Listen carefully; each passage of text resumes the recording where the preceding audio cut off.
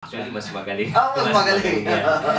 Isa siyang profesor sa Universidad ng Pilipinas na nagtuturo sa ating mga scholar ng bayan for 15 years na. No? Tapos, mas naunang naging scholar yan ng lungsod natin. Pinadala yan ni dating mayor noon, si Dick Gordon, na ngayon ay senador natin at magiging presidente.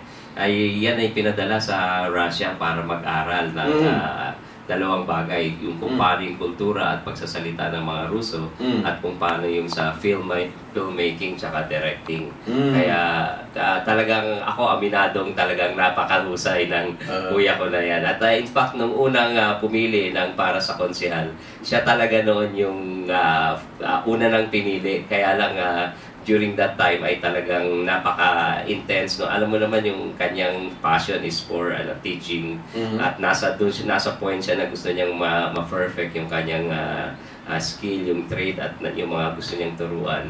Kaya hindi siya pumayag nung time na yon. Bali second choice lang ako. Kaya kayo naging nung time na yon. Mabuti naman nagtiwala yung ating mga kababayan at yan nga ang resulta. Hindi naman sila nagkamali, naging kinilala pa sa buong Pilipinas.